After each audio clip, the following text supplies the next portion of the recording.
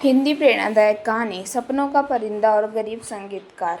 एक छोटे से गांव में समर नाम का एक लड़का रहता था जो बहुत ही सुरीला बांसुरी बजाता था। वह बेहद गरीब था, लेकिन उसका सपना था कि वह एक दिन राजा का मुख्य दरबार का मुख्य संगीतकार बने। गांव के लोग उसका मजाक उड़ाते थे कि एक गरीब लकड़हारा कभी महल का संगीतकार नहीं बन सकता।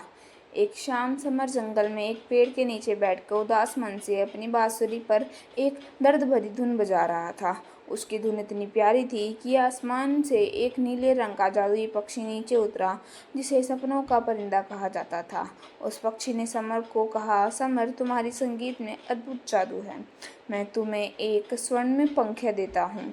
जब भी तुम इसे अपनी बांसुरी पर बांधकर बजाओगे, सुनने वाले मंत्रमुग्ध हो जाएंगे। अगले ही हफ्ते राज्य में संगीत का एक बड़ी प्रतियोगिता थी।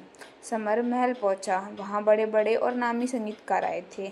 जब समर की बारी आई तो उसने अपनी बांसुरी निकाली, लेकिन ऐन वक्त पर उसने उस जादुई पंख को बांसुरी से हटा दिया।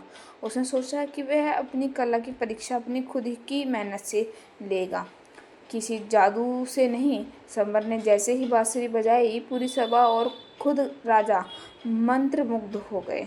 राजा ने उसे तुरंत मुख्य संगीतकार घोषित कर दिया। जब समर वापस आया तो वह परिंदा मुस्कुरा रहा था, क्योंकि समर ने अपनी काबिलियत पर भरोसा करना सीख लिया था। कहानी की सीख: सफलता पाने के लिए किसी चमत्कार या शॉर्टकट के भरोसे रहने के बजाय अपनी खुद की मेहनत, हुनर और आत्मविश्वास पर भरोसा करना चाहिए। खुद की मेहनत से हासिल हो गई सफलता ही स्थायी होती है। धन्यवाद।